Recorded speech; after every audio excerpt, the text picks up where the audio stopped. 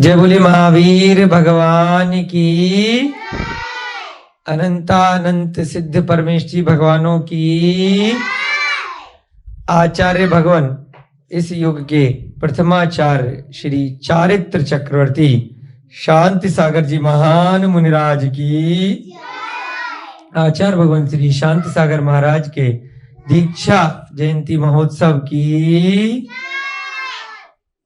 गणतंत्र दिवस के पावन पुनीत अवसर की, बसंत पंचमी दिवस की, दशलक्षण महापर्व की, उत्तम क्षमा दिवस की।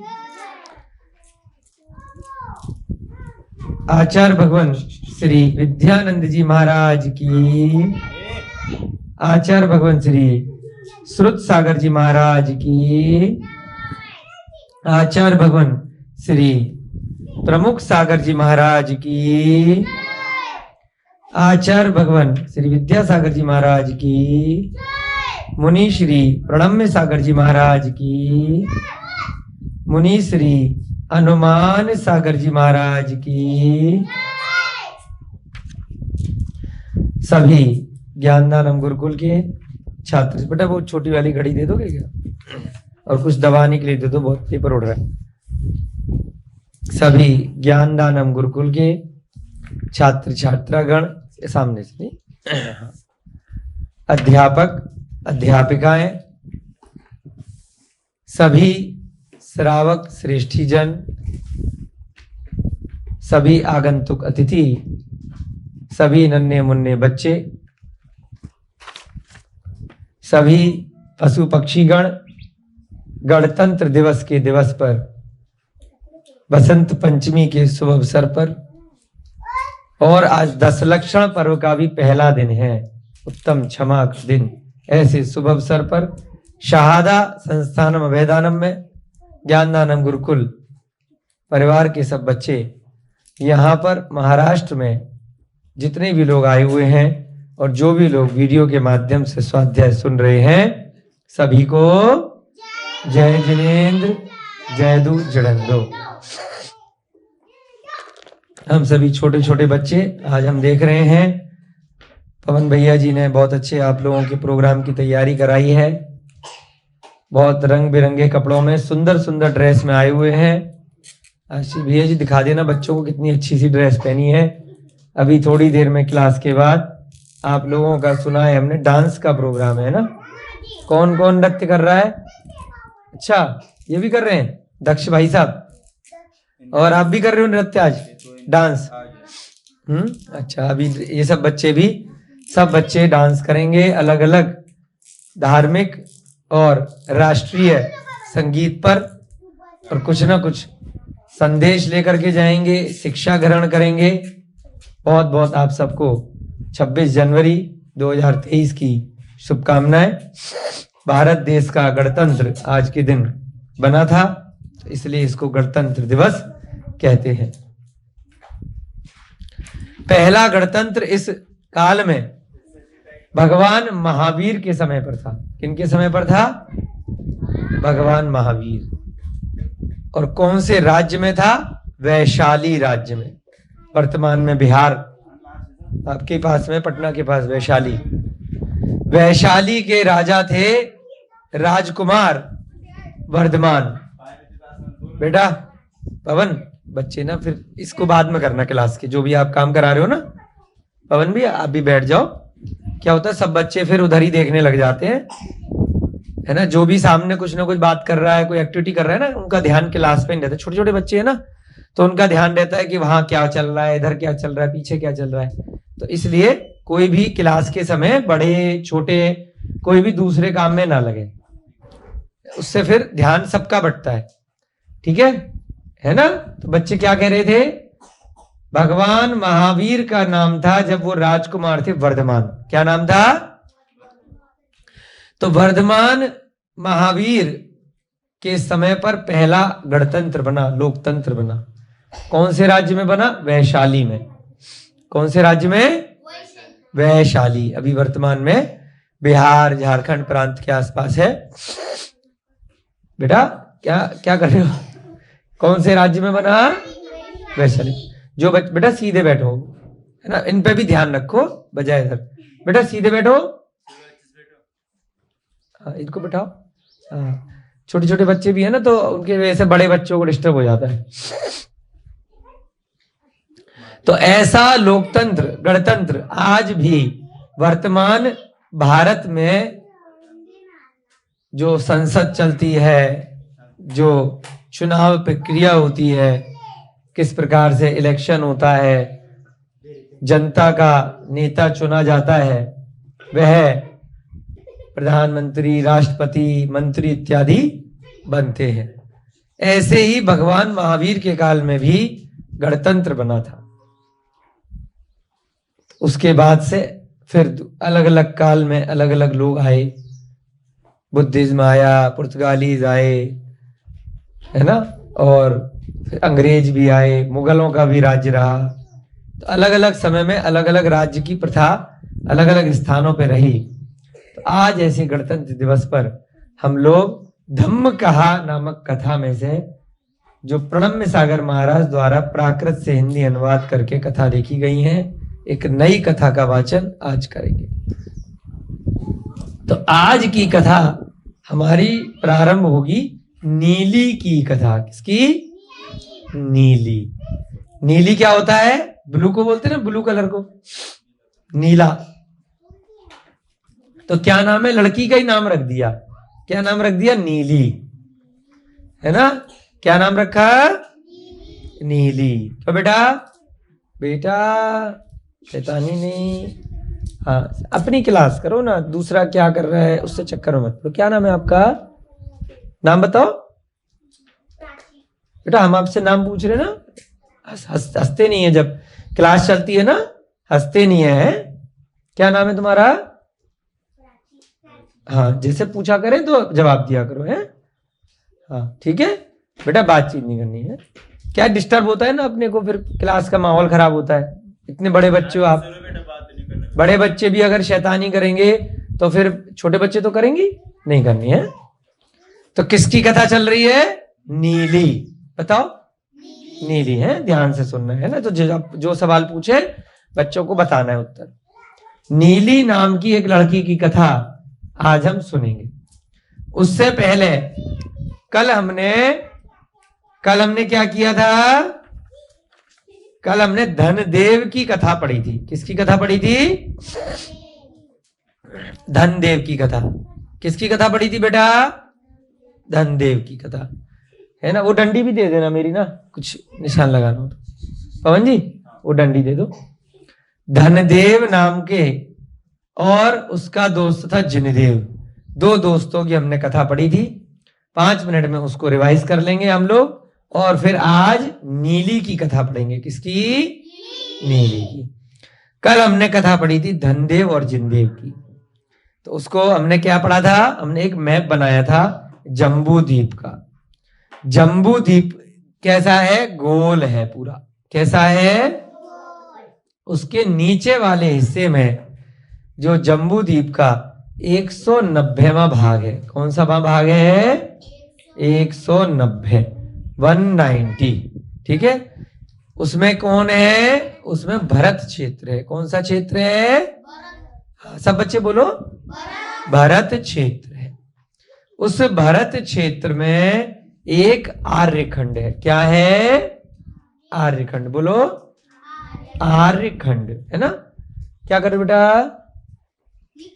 हाँ, जब लिखवाएंगे तब लिखना है, जब बोर्ड पे लिखवाएंगे, है ना। हाँ, कोई कलर वगैरह नहीं करेगा, ठीक है। भरत क्षेत्र के आर्यखंड में हम लोग रहते हैं। हम लोग कहां पे रहते हैं? भरत क्षेत्र के आर्यखंड में। हमारे देश का क्या नाम है? भारत। क्या नाम है? और हमारे प्रदेश का क्या नाम है? प्रांत का? महाराष्ट्र। बोलो, महाराष्ट्र। और हम रहते कहां पे? महाराष्ट्र के अंदर नंदुरबार जिले में शहादा। कहां पे रहते हैं? शहादा, ठीक है। और उसमें कहां रहते हैं? लौनखेड़ा और उंटावत और तिकोरा, पीछे से आई बस तिकोरा। तो ये सब कहां पर है? शहादा के अंदर है ना। तो हमारा पूरा एड्रेस लिखेंगे तो कैसे लिखेंगे?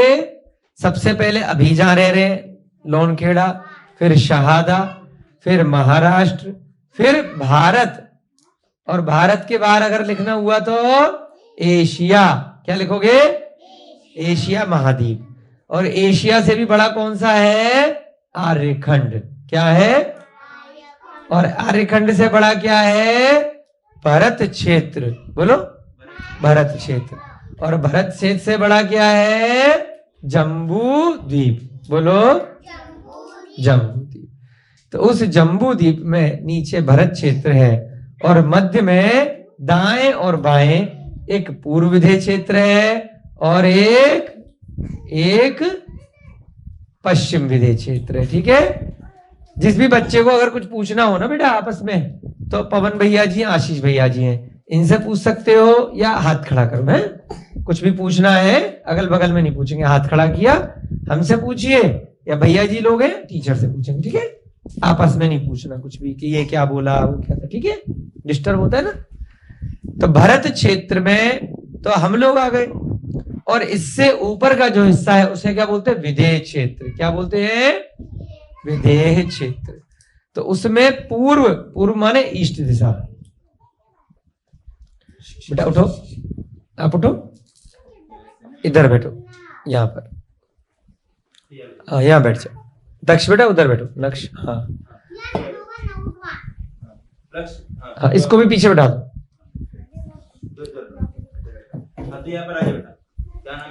तो पूर्व विदेह क्षेत्र में एक नगरी का नाम हमने कल पढ़ा था, पुंडरीकड़ी। क्या नाम पढ़ा था बेटा? नक्श, खड़े हो जाओ, तुम हाथ ऊपर करके खड़े हो जाओ पीछे। यहां से उठा के वहां किया, वहां बात करने लग गए, है ना। हाँ, सजा मिलेगी ऐसी। ठीक है। पुंडरीकड़ी नगरी कौन सी नगरी है? पुंडरीकड़ी नगरी। पुंडरीकड़ी नगरी में दो दोस्त रहते थे, उनका नाम था जिनदेव और धनदेव। तो दोनों दोस्त व्यापार के लिए गए और उन दोनों दोस्तों ने क्या किया? आपस में तय कर लिया कि जो भी प्रॉफिट होगा, जो भी लाभ होगा, उसका आधा आधा कर लेंगे, 50-50 कर लेंगे। क्या करेंगे? 50-50 करके बांट लेंगे। 50-50 बोलते हैं ना, आधा तेरा आधा मेरा, है ना। एक रोटी है, आधी तेरी आधी मेरी। 100 रुपए हैं, 50 रुपए तेरे, 50 रुपए मेरे। लेकिन जो जिनदेव था वो बेईमान हो गया। जब प्रॉफिट हुआ, लाभ हुआ व्यापार में, तो उसने अपने में से हिस्सा नहीं दिया, और धनदेव ने जो प्रॉफिट हुआ वो दे दिया। फिर आपस में झगड़ा हो गया। वो बोला कि भाई इतना प्रॉफिट हुआ है, वो कह रहा नहीं मेरे पास तो है ही नहीं। झगड़ा बढ़ता गया। पहले उनके रिश्तेदारों ने दूर किया, अब कैसे प्रूव करें भाई क्या तय हुआ था तुम्हारे बीच में? 25% का तय हुआ था या 50% का तय हुआ था, कोई लिखा पढ़ी एग्रीमेंट नहीं हुआ था। ना किसी तीसरे आदमी के साक्षी में ऐसा कुछ हुआ था कि वो बता दे भाई कि हाँ मेरे सामने इन दोनों में ऐसी बात हुई थी। तो मामला बढ़ते बढ़ते कहां पहुंचा?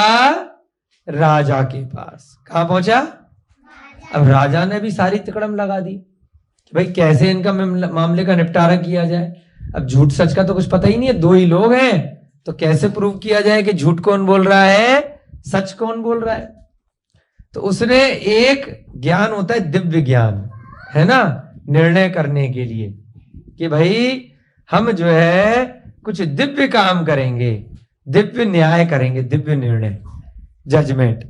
यानी कि अब हमारे हाथ में कुछ नहीं है, कोई चमत्कार ही बता सकता है कि सच कौन बोल रहा है, झूठ कौन बोल रहा है। तो राजा ने अनाउंसमेंट कर दिया कि भाई दोनों के हाथों पर जलते हुए अंगारे रख दो। जो सच बोल रहा होगा उसका हाथ नहीं जलेगा, जो झूठ बोल रहा होगा उसका जल जाएगा। या फिर अनाउंसमेंट करने के बाद जो बदमाश होगा, झूठ बोल रहा होगा, पहले कह देगा नहीं नहीं नहीं नहीं मुझे मत जलाओ, मैंने तो भैया पैसे ले लो तुम अपने, ऐसी होता है ना पुलिस का जैसे लट्ठ पड़ता है चोरों पे, जैसे ही लट्ठ हाथ में उठाया जाता है आधे से ज्यादा चोर तो पिटने से पहले ही सच बोल देते हैं कि फालतू में पिटेंगे, उसके बाद सच बोलना पड़ेगा, तो पहले ही बोल दो कि हमने माल चुराया कि नहीं चुराया, है ना। होता है ना जैसे शराब पीते हुए कोई पकड़ा गया, मांस खाते हुए कोई पकड़ा गया, चोरी करते हुए कोई पकड़ा गया, तो पहले तो आदमी झूठी बोलता है कि इसको क्या पता चल रहा है, कोई अंतर्यामी थोड़ी है, उसके बाद छोड़ देगा। उसके बाद जो सामने वाला होता है वो अपने तरीके से, जैसे चोर की दाढ़ी में तिनके की कहावत है, उसी प्रकार से वह कुछ ना कुछ तिकड़म लगाता है, और जो चोर होता है वह तिनका छोड़ ही जाता है, भले उसके दाढ़ी हो या नहीं हो। ऐसे ही यहां पर जो दिव्य न्याय राजा ने किया, तो धन देव था उसके तो हाथ जले नहीं, और जो जिन देव था उसके हाथ जल गए। देवताओं ने आकर के जो सच बोल रहा था उसकी रक्षा करी एक प्रकार से, और उसके बाद अब राजा ने क्या किया, जो जिन देव था उसका सारा पैसा दिलवा दिया। ये नहीं अब आधा आधा नहीं होगा, झूठ बोलने का और ऊपर से इतना टाइम खराब किया राजा का इतने लोगों का, तो भाई पेनल्टी भी तो लगेगी। खाली ये थोड़ी अच्छा पकड़े गए सब जांच हो गई तो जो है चलो उतना ले लो आधा, नहीं, उसके बाद तो उसको पूरा देना पड़ा।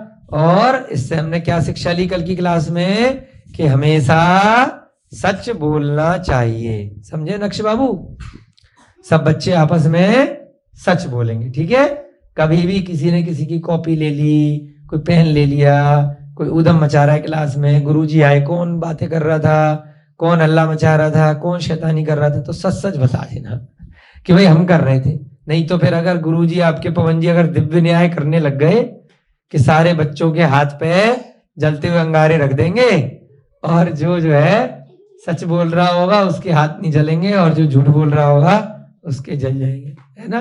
तो ऐसा काम न करना पड़े गुरुजी को।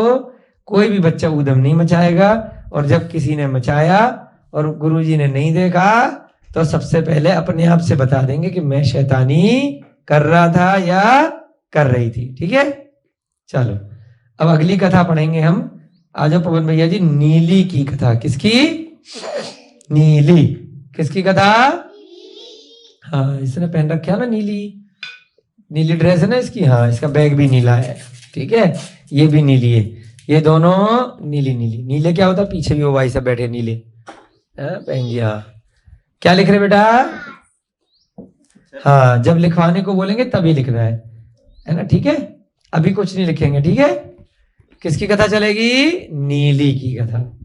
लाट देश के भृगु कक्ष नगर में राजा वसुपाल निवास करते थे। कौन से राजा थे? वसुपाल। बोलो। और नगर का नाम था, बड़ा अच्छा सा नाम है, भृगु कच्छ। कच्छ नगर तो अभी हमने सुना है गुजरात में है, कच्छ है ना, कच्छ का रण फेस्टिवल होता है। आइए मैडम जी, मैडम को जय जिनेंद्र बोलेंगे सब बच्चे। दीदी जय जिनेंद्र। हाँ, कच्छ नगर की कहानी है। हाँ, नीली की कहानी ना। हाँ, बड़ी इंटरेस्टिंग कहानी है, नीली पीली, लाल नीला हरा पीला। लाट देश के भृगु कच्छ नगर। हाँ, नीली की कथा लिख दो, नीली की। अरे वाह, भैया जी ने नीले पेन से लिख दी, वाह। भैया जी का मार्कर भी कैसा है? इधर कर लो। हाँ, नीले रंग का। हाँ, ये भी नीला है, ये कहीं नीला? हाँ, ये भी नीला है, ब्लू सामने। भृगु कक्ष कौन सा नगर है? नीचे लिखो भृगु, भा के नीचे र, भा बेटा, भा। हाँ, ध्यान से। र, घुमाने वाला र, नीचे घुमाते ना गोल। हाँ, भृगु, गा पे छोटी की मात्रा, गु, गा पे छोटी ऊ की मात्रा, ऊ। हाँ, छोटा ऊ की मात्रा। हाँ, कच्छ, का आधा च, भृगु कच्छ। कच्छ आपने सुना है ना, कच्छ का रण फेस्टिवल होता है गुजरात में, बहुत सुंदर जगह, हम गए थे वहां पे। वहां से कारीगर बुलाए थे यहाँ पे, जो आपके गुरुकुल के कमरे बने हैं ना सुनपुरा वाले और ज्ञानदानम गुरुकुल में, तो कच्छ के लोगों ने बनाए। तो भृगु कच्छ नगर में राजा था, राजा का नाम था वसुपाल। क्या नाम था? हाँ, लिखो वसुपाल। वहीं पर एक जिनदत्त नाम का सेठ। आकाश बेटा, जब जैसे कोई नहीं है ना तो बच्चे जो भी उधम मचाए तो इनको चुप कराना है ना, इधर ध्यान रखना है बेटा। आगे देखो, क्यों पीछे देखते हो, है नहीं। हाँ, वहां पर क्या था, वसुपाल नाम का राजा था और जिनदत्त नाम का सेठ अपनी स्त्री जिनदत्ता के साथ नीली नाम की पुत्री का पालन करता था। नीली के मम्मी पापा कौन थे, जिनदत्त और जिनदत्ता, लिख दो, जिनदत्त और जिनदत्ता। उन दोनों की बेटी कौन है, नीली। क्या नाम है, नीली। जिनदत्त और उसकी वाइफ है जिनदत्ता। क्या नाम है बीवी का, जिनदत्ता। और पति का नाम क्या है, जिनदत्त, सेठ जी है। और बेटी का नाम है नीली, है ना, नीचे लिख दो, बेटी इनकी पुत्री नीली। वह नीली अत्यंत रूपवती व गुणों से शोभित थी, बड़ी रूपवान थी, सुंदर थी। जैसे आप सब छोटे छोटे बच्चे कितने सुंदर हो ना, चाहे लड़का हो चाहे लड़की हो, सब ब्यूटीफुल हो ना, तो ऐसे ही वह बड़ी रूपवान थी और गुणवान भी थी। बहुत अच्छा उसका कैरेक्टर था, उसका चरित्र बहुत अच्छा था, गुण बहुत थे उसके अंदर। एक अन्य भी सेठ समुद्रदत्त नाम का अपनी पत्नी सागर दत्ता के साथ सागर दत्त नाम के पुत्र का पोषण करता था। पहले के नाम बड़े अच्छे होते थे, जो पति पत्नी के भी मिलते जुलते नाम होते थे और बच्चों के नाम भी मिलते जुलते होते थे, तो याद करने में दिक्कत नहीं आती है। क्या नाम है, दूसरे सेठ जी का नाम है समुद्रदत्त। बेटा क्या हुआ, हाँ कॉपी लेने जा रहे हो, हाँ आकाश अभी बोला ना तुमको हमने, ध्यान रखो है। समुद्रदत्त लिखो बेटा, हाँ समुद्रदत्त। ममता दीदी ध्यान रखना बच्चों का, समुद्रदत्त, हाँ दा के नीचे रहा, समुद्रदत्त। और इसकी पत्नी का नाम है सागर दत्ता। क्या नाम है, इसके नीचे लिखो सागर दत्ता। क्या कर रहे हो बेटा, क्यों म्यूजिक चला रहे हो, सागर दत्ता है ना। समुद्रदत्त और उसकी पत्नी का नाम क्या है, सागर दत्ता। क्या नाम है, दत्ता। और इनके बेटे का क्या नाम है, सागर दत्त। क्या नाम है, बेटा बीच बीच में इधर करते रहो। हाँ, इनके बेटे का क्या नाम है, सागर दत्त। लिखो बेटा, है ना, लिखो, एक साथ 10 काम मत किया करो। हाँ सागर दत्त, नीचे लिखो सागर दत्त। हाँ, दूसरे सेठ जी हैं, क्या नाम है, समुद्रदत्त।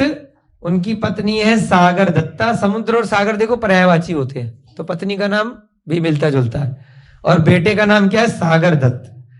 ये तीनों इकट्ठे रहते थे। तो एक सेठ जी सेठानी कौन हो गए, जिनदत्त जिनदत्ता, उनकी बेटी नीली। और दूसरे सेठ जी हो गए समुद्रदत्त सागर दत्ता और उनका बेटा सागर दत्त।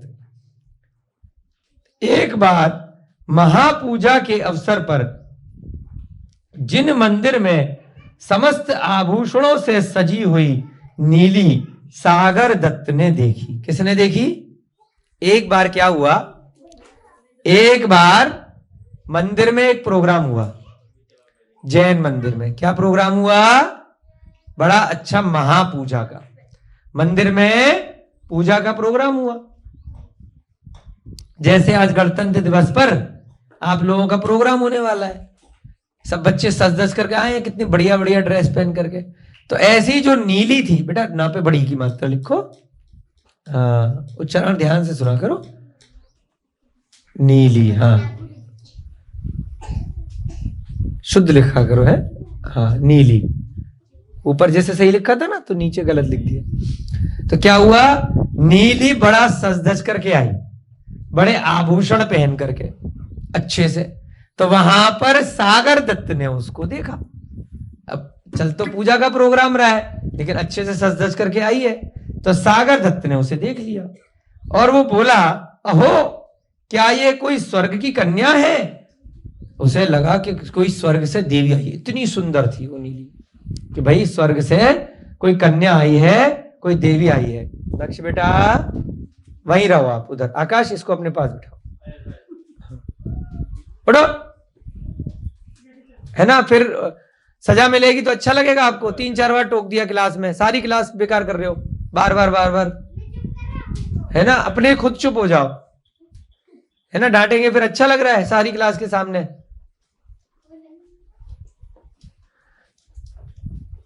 कितनी बार डिस्टर्ब कर दिया, आधा घंटा खराब कर दिया केवल तुमने। कितनी बार पूरी क्लास खराब करते हो।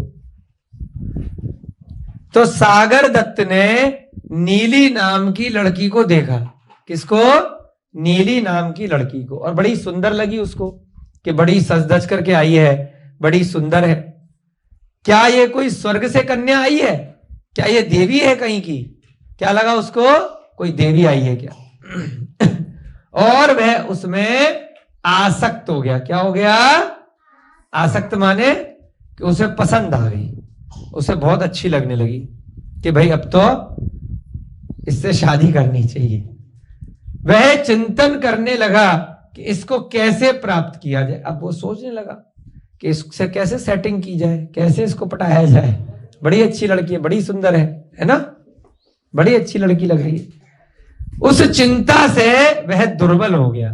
अब कई दिन तक टेंशन में खाना पीना, पूरे दिन उसी नीली के बारे में सोचता रहता था। खाने में मन नहीं लगता था, पीने में मन नहीं लगता था। उस टाइम मोबाइल फोन तो होते नहीं थे कि नंबर ले आता उसका। आकाश भैया की तरह लगा रहता फिर फोन पे सेटिंग करता है। तो इसलिए बेचारा न खा पी पाया, टेंशन में पतला हो गया, दुर्बल हो गया। उसकी दुर्बलता का कारण जब पिता समुद्रदत्त को पता चला, तब उन्होंने कहा कि हे पुत्र, जैनों के अलावा वह जिनदत्त उस पुत्री को विवाह करने के लिए किसी को नहीं देता। अब ये जो सागर दत्त था वो जैनी नहीं था, वो नॉन जैन था। तो उसने सागर दत्त को समझाया कि बेटा देख, उसका ख्याल छोड़ दे, वो दूसरी जाति की है। और ये बात सही है कि अच्छे कुल की है, जैनी है, लेकिन उसके जो पिताजी है ना, अपनी बेटी को नॉन जैन में शादी नहीं कराएंगे। जो उसके धर्म को मानने वाला होगा उसी में देंगे। तो तू उसका ख्याल छोड़ दे, है ना, और ज्यादा चक्कर में मत पड़ो, परेशान मत हो, कहीं और तेरे लिए अच्छी लड़की देख देंगे। पिताजी कौन थे इसके? सागर दत्त के समुद्र दत्त। उन्होंने समझा दिया कि भाई जैन है, जैन में ही शादी करेगा नीली के पिताजी, जो जिन दत्त हैं, तो रहने दे उसका ख्याल। लेकिन वो क्या मानने वाला था। तदनंतर अब जब बच्चा नहीं माना तो उनने क्या किया? तदनंतर कुछ समय बाद कपट से वे दोनों पिता और पुत्र जैनी बन गए। क्या होता है कि भाई इस कास्ट के लोगों को रिजर्वेशन मिलेगा, तो बहुत सारे लोग क्या करते हैं, अपनी कास्ट चेंज कर लेते हैं, अल्पसंख्यक में आ जाते हैं, शेड्यूल कास्ट में आ जाते हैं, धर्म परिवर्तन कर लेते हैं। कई लोग अरे इस कास्ट के लोगों में एक से ज्यादा शादी कर सकते हैं, तो धर्म परिवर्तन कर लेते हैं कि इस वाले लॉ में अलाउ नहीं है एक से ज्यादा शादी करना, अब करनी है तो धर्म परिवर्तन कर लो। या फिर भाई ऐसा कोई कंडीशन है कि वो जैनियों में ही शादी करेगा, तो कोई बात नहीं, हम जैनी बन जाते हैं। तो उन दोनों ने क्या कहा कि कोई बात नहीं, हम जैन धर्म को स्वीकार कर लेते हैं, कपट से। लेकिन शब्द क्या महत्वपूर्ण है? कपट। कपट माने छल कपट, मायाचारी से, सचमुच में नहीं किया। जैसे शादी करनी थी तो कोई, जैसे मुस्लिम धर्म में कई शादियां अलाउड है, तो धर्म परिवर्तन कर लिया, है ना, एक सर्टिफिकेट बनवा लिया कि भाई उसमें आ गए, शेड्यूल कास्ट में आ गए तो रिजर्वेशन मिल गया, उसका फायदा मिल जाएगा। तो फर्जी सर्टिफिकेट बना दिया, असली में वो हो या नहीं हो। तो ऐसे ही दोनों बाप बेटों ने क्या किया? छल कपट से जैनी बन गए। वास्तविकता में बन जाते तो कोई दिक्कत थोड़ी है, फिर कहानी थोड़ी लिखी जाती यहां पर, ना लिखी जाती ना अपन पढ़ रहे होते। अपन को सीखना है छल कपट का परिणाम क्या होता है। तो छल कपट से झूठ मूठ के जैनी बन गए और ऐसे ही ज्ञान दानम गुरुकुल में आकर के जैन धर्म थोड़ा बहुत सीख गए। हिंसा, झूठ, चोरी, कसील परिग्रह का विपरीत क्या होता है, कषाय क्या होती है ना, 24 तीर्थंकर कौन से होते हैं, नमोकार मंत्र क्या होता है, ऐसे ऐसे करके नाटक करने लगे झूठ मूठ का, है ना। मंदिर जाने लग गए, उनके मंदिर में शामिल हो गए।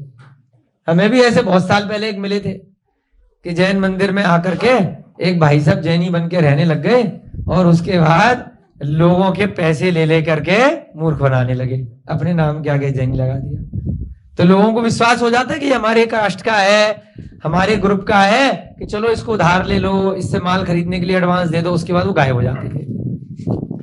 तो ऐसे बहुत लोग छल कपट से किसी के ग्रुप में घुस जाते हैं। तो यहां पर बाप बेटों ने क्या किया, कपट से जैनी बन गए।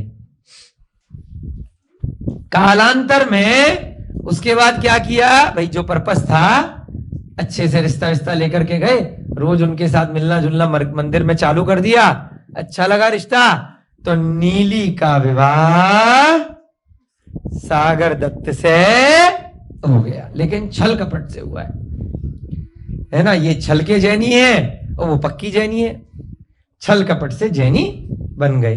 जैसे छल कपट से कर दिया कि मैं शराब नहीं पीता हूं, या मैं मांस नहीं खाता हूं, या मेरा कहीं चक्कर नहीं चल रहा है, मेरे पे इतना पैसा है, इतना व्यापार है, इतना पढ़ा लिखा हूं। छल कपट से झूठ बोल करके लोग शादी कर देते हैं, बहुत बार हो जाता है, आज भी होता है। उसके बाद क्या होता है, बाद में कितने दिन चलेगा छल कपट, है ना, ज्यादा दिन तो चलता नहीं है, तो दिक्कत आती है। तो यहां पर भी ऐसा ही कुछ होने वाला है। विवाह के बाद में वे दोनों पुनः बुद्ध भक्त हो गए। किसके, ये वाले यहां पे लिखो, ये जो है जिनदत्त और पूरा परिवार, ये सब जैन है, और ये वाले ये सब बुद्ध के हैं। उस समय उस काल में बुद्ध धर्म का बहुत प्रचार था, है ना। तो बहुत सारे लोग बुद्ध भक्त भी थे। अकलंक निकलंक की भी आपने कहानी कभी सुनी होगी। तो उस समय उनके काल में भी बौद्ध धर्म के अनुयायी काफी होते थे, कट्टर होते थे। बुद्ध बेटा, हाँ बुद्ध उल्टा लिखो ना बेटा, द आधा होता है, धा पूरा होता है। उस दिन भी सिखाया था ना, बुद्ध, हाँ द के नीचे धा आता है, द के नीचे, हाँ बुद्ध, बू द के नीचे धा, हाँ नीचे से आएगा बेटा, क्या कर रहे हो, हिंदी भी तो सीखो, बहुत गड़बड़ है न, द के नीचे धा, हाँ बस। बुद्ध, ये जो थे सागर दत्त का परिवार, ये बुद्ध धर्म का अनुयायी था, और जिन दत्त का परिवार जैन धर्म का, भगवान महावीर का अनुयायी था, आदिनाथ भगवान का अनुयायी था। तो कुछ समय बाद ये वापस, अब तो शादी हो गई, अब खेल हो गया, बना लिया बेवकूफ। उसके बाद क्या किया कि भाई वापस से बुद्ध भक्त बन गए, अपने धर्म को नहीं छोड़ा। और उन पिता पुत्र के द्वारा नीली बहू को अपने पिता के घर जाने से रोक लगा दी गई। क्या कर दिया उसको कि अब तू अपने घर नहीं जाएगी, मायके नहीं जाएगी। पहले की लड़कियां ऐसी नहीं होती थी कि कहीं पर भी भाग गए, होटल बुक करा लिया या रह लिया, नौकरी कर ली। आजकल तो सब लड़कियां क्या होती, इंडिपेंडेंट होती है ना। वो भाई अगर बंद कैसे कर लोगे, भाग जाएंगी निकल करके। कब तक रोकोगे, मोबाइल पे किसी भी कोई फोन मिला देंगी, ज्यादा रोकोगे तो फांसी लगा लेंगी, हैं, छत से कूद जाएंगी। बड़े सारे नाटक हैं आजकल पंचम काल में। पहले के दिनों में क्या होता था कि भाई ठीक है, अब शादी हो गई है, क्या किया जाए, तो जो पति का धर्म है वो स्वीकार करना पड़ेगा या उसके कहे में चलना पड़ेगा। लेकिन आज कौन सा दिन है, बसंत पंचमी का दिन, ध्यान दीजिएगा। बसंत पंचमी, सरस्वती माता, जिनवाड़ी माता। अगर पति, पिता, माता जिनवाणी के भी अगेंस्ट में है, अगर विरुद्ध में है, तो बड़ी माता कौन है, जिनवाणी, सरस्वती। सरस्वती के विरोध में अगर आपका परिवार कुछ भी कह रहा है, आपकी खुद की स्वयं की माता भी अगर जिनवाणी के अगेंस्ट में जा रही है तो अपनी माता की बात को भूल करके आपको किसको माता स्वीकार करना है? जिनवाणी को। तो आज बसंत पंचमी के दिन कितनी अच्छी कथा आ रही है। उसके पति ने और उसके ससुर ने, पूरे परिवार ने कह दिया कि बुद्ध धर्म को स्वीकार करो, अपने जैन धर्म को, जिनवाणी सरस्वती को भूल जाओ और अपने मायके जाना बंद करो, नहीं जाने देंगे, ताला लगा दिया। अब देखते हैं क्या हुआ। ठगा गया जिनदत्त, मेरी पुत्री मर गई है, इस प्रकार के सोचकर संतुष्ट हो गया। अब जिनदत्त ने कहीं कोर्ट में केस नहीं किया। पहले के जमाने में ये तलाक वलाक की चीजें नहीं होती थी, ठीक है। अब उसने बस ये सोच लिया कि मेरे साथ ठगी हो गई है, कर्मों का फल ऐसा ही है। तो उसने क्या सोचा कि मेरी पुत्री मर गई है, कोई बात नहीं, चली गई। अब उसने थोड़ा सा दुख मनाया और संतुष्ट हो गया, कोई बात नहीं, जो ऐसा उसके कर्म में और जैसा अपने कर्म में, स्वीकार कर लिया।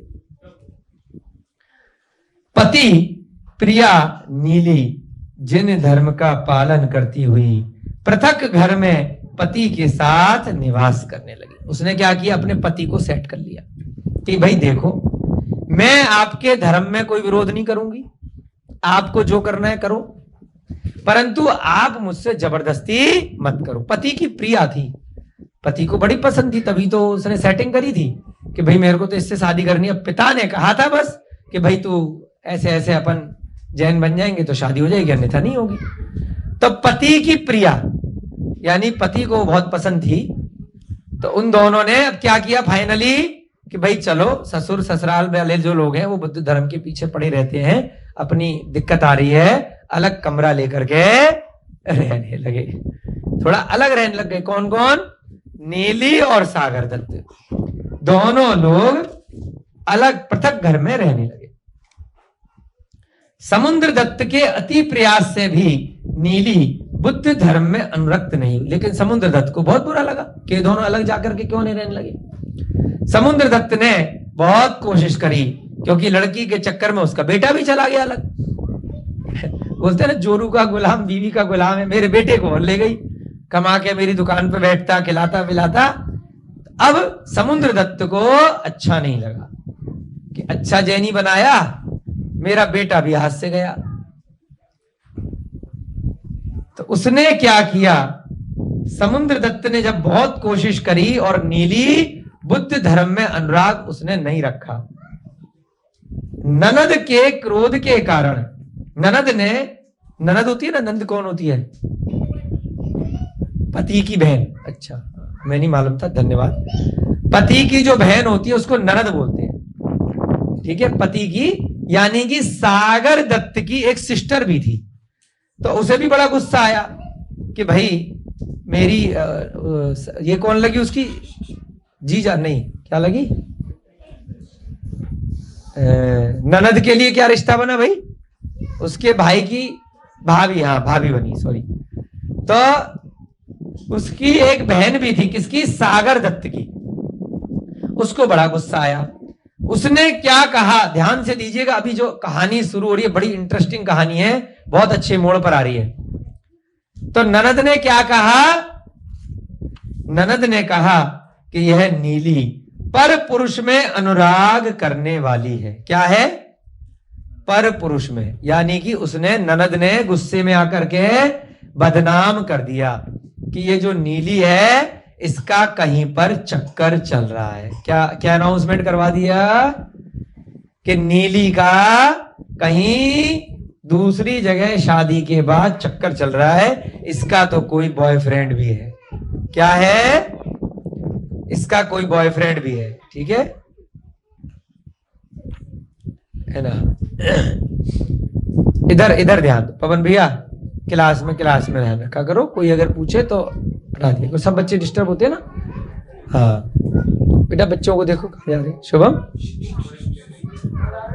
हाँ, ननद ने क्या किया ननद ने कि ये जो नीली नाम की मेरी भाभी आई है, ये पर पुरुष में अनुराग रखने वाली है, इसका सागर दत्त के अलावा भी कहीं और संबंध है, इसका चक्कर चल रहा है कहीं और। ऐसा किसने कहा? ननद ने। किसकी ननद ने? नीली की जो नंद है। इस प्रकार का दोष उसके ऊपर लगा दिया। अब चेक तो किसी ने किया नहीं, कह दिया भाई मैंने इसका चक्कर चलते हुए देखा है ना, ये जाती है ऐसे अंधेरे में जाती है या छुप छुप करके जाकर के किसी और से मिलती है। अब वो जंगल में आग की तरह वह खबर फैल गई, है ना, वो खबर सब तरफ फैल गई कि भाई इस नीली का चक्कर कहीं पर चल रहा है। उस दोष से दुखित हुई नीली जिनेंद्र देव के चरण मूल में कायोत्सर्ग से स्थित हो गई। अब उस नीली ने क्या किया कि भाई अपने मंदिर में गई जिनेंद्र भगवान के, और कायोत्सर्ग मुद्रा में यानी कि ध्यान अवस्था में स्थित हो गई कि मेरे ऊपर नगर में सब लोगों ने एक दोष लगाया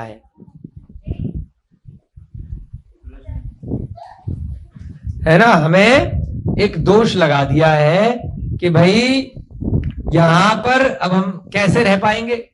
ये तो बड़ी बदनामी वाली बात है कि हमारा कहीं और चक्कर चल रहा है, हम पर पुरुष में आसक्त हो गए। तो नीली ने क्या किया, जिनेंद्र भगवान के मंदिर में जाकर के कायोत्सर्ग मुद्रा में वो ध्यान में स्थित हो गई कि भाई अब जब तक ये मेरा दोष दूर नहीं हो जाएगा मैं ऐसे ही रहूंगी। इस दोष का निवारण जब होगा तभी मैं भोजन पान में प्रवृत्ति करूंगी। उसने क्या प्रण किया, क्या प्रण किया कि मैं खाना तभी खाऊंगी जब इस दोष से निवारण हो जाएगा। अब कैसे हो, उसने प्रण कर लिया, नहीं तो मैं ऐसे ही काय उत्सर्ग में समाधि ले लूंगा। इस प्रकार नगर के देवता के द्वारा रात्रि में कहा गया। देखिए चमत्कार जब कोई आप करते हैं ना, प्रण करते हैं, संकल्प करते हैं। कल भी आपने धनदेव की कथा सुनी, उससे पहले आपने चांडाल की कथा सुनी, यमपाल चांडाल की। चांडाल ने नियम लिया तो देवता ने आकर के उसका तालाब के ऊपर कितना बड़ा सिंहासन बना दिया। चांडाल ने क्या नियम लिया था, केवल एक छोटा सा नियम कि चतुर्दशी के दिन मैं किसी का वध नहीं करूंगा। और यहां पर नीली की कोई गलती तो थी नहीं, वो अपने धर्म को अच्छे से पाल रही है, कोई हिंसा आदि पाप नहीं कर रही है, और फिर भी नंद ने ऐसी उसकी झूठी बदनामी कर दी। तो उसने कहा कि मैं खाना पीना तभी खाऊंगी जब मेरे ऊपर से ये दोष हट जाएगा, और वह अपनी भक्ति में, भगवान की भक्ति में लग गई। तो जो उस नगर का देवता था, कौन सा नगर, भृगु कच्छ नाम का जो नगर है, नगर के जो देवता होते हैं, हर स्थान के देवता होते हैं, अपने को दिखाई नहीं देते, है ना। भवनवासी व्यंतर देवों के प्रकार में 8 प्रकार के व्यंतरों के प्रकार होते हैं, और 10 प्रकार के भवनवासियों के जो प्रकार होते हैं वो सब ऐसी जगह जगह विचरण कर रहे होते हैं, लेकिन अपने को ना परेशान करते, ना हमारी हेल्प करने के लिए आते, क्योंकि हम ना उनका कुछ बिगाड़ रहे ना कुछ अच्छा कर रहे। परंतु यदि उस स्थान पर किसी भी सम्यक दृष्टि जीव पर, सम्यक ज्ञानी जीव पर, सम्यक चारित्र का पालन करने वाले जीव पर कोई विपत्ति आती है, तब वह सम्यक दृष्टि नगर देवता देवियां आकर के उनकी रक्षा करने के लिए अवश्य आते। ऐसे बहुत सारे प्रसंग हमने और ग्रंथों में भी आपके पढ़े हैं ना। तो यहां पर भी क्या हुआ, नगर के देवता के द्वारा जैसे ही ऐसा अनाउंसमेंट सुना गया कि जो नीली नाम की लड़की है अब यह भोजन का ग्रहण नहीं करेगी, शुभम को बोल देना के लिए ना। तो अब नगर के देवता ने क्या किया, अनाउंसमेंट कर दिया कि हे शीलवती, इस प्रकार अपने प्राणों का त्याग मत कर। उसने अपने मन में सोचा नगर के देवता ने कि ये तो बड़ी शीलवती है, ये इस प्रकार से अपने प्राणों का त्याग कर देगी कि इसको प्राणों का त्याग नहीं करने देना है। इस प्रकार कहकर के देवता रात्रि में राजा को स्वप्न दिखाता है कि नगर के मुख्य द्वार कीलित हो गए हैं, उनको यदि कोई पतिव्रता शीलवती स्त्री जब बाएं चरण से नगर के द्वारों को स्पर्श करेगी तभी वह द्वार खुलेंगे। देवता ने क्या जादू किया नगर का जो राजा है, राजा का क्या नाम है, वसुपाल। वसुपाल को सपना दिया, किसने, देवता ने सपना दिखाया कि भाई तुम्हारे जो नगर का जो मेन गेट है ना, बाहर निकलने का जो किले वगैरह होते हैं, जो बाउंड्री होती है, वो गेट बंद हो गया है। क्या हो गया है? गेट, नगर का जो द्वार है वो कीलित हो गया है। कीलित आपको बताया था ना उस दिन भी। कीलित का मतलब क्या होता है? खंबा बन गया, स्तंभित बन गया, ताला लग गया उसमें। अब वो ताला कैसे खुलेगा? ताला कैसे खुलेगा? जब कोई पतिव्रता शीलवती स्त्री अपने बाएं पैर के अंगूठे से उसको छुएगी, बाएं चरण से।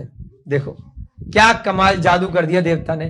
क्या जादू किया कि पूरे नगर में जो पतिव्रता और शीलवती स्त्री होगी, जिसका कहीं पर भी चक्कर इत्यादि नहीं चल रहा होगा, जो केवल अपने पति के साथ ही आश्रित रहती होगी, पति के अलावा इधर उधर कहीं पर भी उसका मन नहीं होगा, तो यदि ऐसी स्त्री ने अपने बाएं पैर से अगर वह द्वार को खोला, टच किया, तभी वह जाकर के द्वार खुलेगा, अन्यथा नहीं। ऐसा किसने किया? नगर देवता ने कर दिया। प्रातः काल उसी प्रकार से देख करके राजा ने स्वप्न के अनुसार सभी स्त्रियों के बाएं चरण से द्वारों को स्पर्श कराया जाए, इस प्रकार की घोषणा कर दी। अब जब सुबह राजा उठा सोकर के और राजा को पता चला कि भाई सच में सपने की बात तो सच हो गई, वहां पर हमारे नगर का द्वार ही नहीं खुल रहा है, ना कोई बाहर जा सकता है ना कोई अंदर आ सकता है, ये तो सच हो गया। इसका मतलब सपने में जो बात कही गई है वह सत्य है। तो राजा ने क्या किया? राजा ने ऐसा जानकर के नगर में अनाउंसमेंट करवा दिया, एक ढोल नगाड़े भिजवा दिए, सुनो सुनो सुनो, डम डम डम डम डम डम डम, सुनो सुनो, ऐसे चलते हैं ना राजा के नगाड़े, डम डम डम डम डम डम डम, सुनो सुनो सुनो, नगर के जो बाहर का दरवाजा है वो कीलित हो गया है। क्या हो गया है? कीलित हो गया है, बंद हो गया है। नगर की जितनी भी पतिव्रता स्त्रियां हैं वो एक एक करके पंक्ति से वहां जाएंगी। इसको हटाओ यहां से। पतिव्रता स्त्रियां वहां जाएंगी और अपने बाएं पैर से, उधर कर दो बेटा, इधर करो बेटा, क्लास चल रही है ना, डिस्टर्ब मत किया करो आप बच्चे, है ना, बहुत दिक्कत होती है ना। नगर के जो द्वार हैं वो कीलित हो गए हैं। यदि कोई पतिव्रता शीलवती स्त्री उसको अपने बाएं चरण से छुएगी, तभी जाकर के वह द्वार खुलेंगे। ऐसा उन द्वारपालों ने, सारे लोगों ने नगर में ढिंढोरा पीट दिया। सभी के द्वारा ऐसा किया गया। लाइन से एक एक करके सारी की सारी स्त्रियों ने अपने बाएं पैर से जाकर के उस द्वार को छुआ, लेकिन द्वार खुले कि नहीं खुले? नहीं खुले। बहुत सुंदर, क्योंकि अभी तक नीली का नंबर आया ही नहीं था। अंत में नीली को वहां पर किसी के द्वारा ले जाया गया। अब नीली तो अपने मंदिर में खड़ी थी, कायोत्सर्ग मुद्रा में अपना नमोकार मंत्र का जाप कर रही थी, ध्यान अवस्था में खड़ी थी, उसको किसी से कोई लेना देना नहीं था। बस उसने ये कहा था कि जिस दिन मेरे ऊपर जो ये कलंक लगा है, जो मेरी ननद के द्वारा लगाया गया है, लेकिन सब लोग इस पर विश्वास करने लगे हैं, जिस दिन ये कलंक मिट जाएगा उसी दिन मैं भोजन पान ग्रहण करूंगी, अन्यथा नहीं करूंगी। तो किसी ने जाकर के उस नीली को बताया कि भाई देखो, ऐसे ऐसे सारी नगर की स्त्रियां लाइन में लग गईं और किसी के भी चरण से वो द्वार नहीं खुले, कई दिन हो गए, तो एकमात्र तुम ही बची हो। तो अंत में किसी के समझाने पर नीली वहां पर पहुंची और जैसे ही उसके बाएं चरण का उस दरवाजे पर स्पर्श हुआ तो वह द्वार क्या हुए? निष्कीलित हो गए, खुल गए। तब नीली निर्दोष है, इस प्रकार से सभी ने स्वीकार कर लिया। सब अनाउंसमेंट पड़ गया कि अरे सारी की सारी नगर की स्त्रियां जो अपने को पतिव्रता कहती हैं, उनसे तो खुले नहीं, और नीली के ऊपर कलंक लगा है, और नीली के चरण स्पर्श करते ही द्वार खुल गए। खूब उसका स्वागत हुआ पूरे नगर में। और इस प्रकार से हम सबको शील व्रत का प्रभाव जानना चाहिए, न केवल वास्तविकता में बल्कि मन में भी अपने पति के अलावा अन्य किसी से भी अनुराग नहीं करना चाहिए, कभी भी पर पुरुष पर आकर्षित नहीं होना चाहिए। देखिए वास्तव में कितना दिव्य बात है इन छोटी छोटी सी कथानकों में हम सब सीख रहे हैं। ऐसी हमने नीली की कथा सीखी है। आज हमने कौन से व्रत की कथा सीखी? ब्रह्मचर्य व्रत की, कि पति में ही अनुराग रखना है, हमें कुशील इत्यादि पापों से बचना है। 5 पाप होते हैं ना, कुशील यानी कि अपने पति पत्नी के अलावा गृहस्थ जीवन में इधर उधर ध्यान लगाना, कहीं पर भी विवाह पूर्व या विवाह के उपरांत जिससे शादी हुई है उसके अतिरिक्त कहीं इधर उधर मन लगाना या वहां जाना, तो उसको बोलते हैं वैश्यागमन, पर स्त्री गमन, पर पुरुष गमन, पर पुरुष में अनुराग करना। ये सारे बहुत बड़े पाप कहे गए हैं। तो हम सब बच्चे आज क्या प्रण करेंगे? आज की कथा से हमने क्या सीखा? नीली की कथा से कि हमें जिससे हमारी शादी हो गई है, चाहे वो जैसा भी है, चाहे वो गरीब निकले, चाहे वो कोड़ी निकले या वो झूठा निकले, जैसा भी है, लेकिन उसमें ही हमें आकर्षित होकर के रहना है, अनुराग रखना है, उसके अलावा कहीं इधर उधर ध्यान नहीं लगाना है। लेकिन अपना जो जिन धर्म है, जो भी धर्म आपका अपना धर्म है, जिस धर्म को भी आप मानते हो, जिस धर्म में आपकी आस्था है, उसमें आपको विश्वास करके चलना है। ठीक है? तो क्या सीखा आज हमने नीली की कथा से? कि हमें पर पुरुष में आकर्षित नहीं होना है। ऐसी गणतंत्र दिवस के अवसर पर आप सब लोगों ने नीली की कथा सुनी, छोटी सी कथा थी, और धनदेव जिनदेव की कथा भी हमने दोबारा से पढ़ी। जय बोली महावीर भगवान की, आदिनाथ भगवान की, अनंतानंत सिद्ध परमेष्ठी भगवानों की।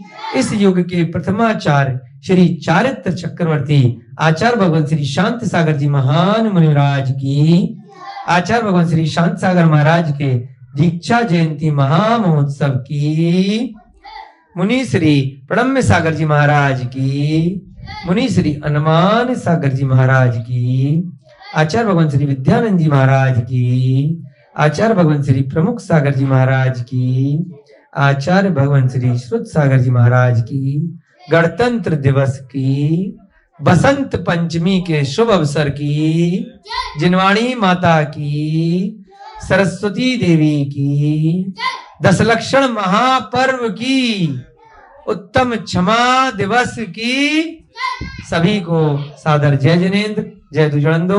अब सब बच्चे मिलकर के गणतंत्र दिवस का ध्वजारोहण करेंगे, और उसके बाद जो भी आप लोगों का नृत्य इत्यादि का सांस्कृतिक प्रोग्राम है उस सबको सब बच्चे देखेंगे। बाकी बड़े लोग जो भी हैं वो सब उस प्रोग्राम में सम्मिलित होंगे। सभी को जय जिनेंद्र, जय दु जिड़ंदो।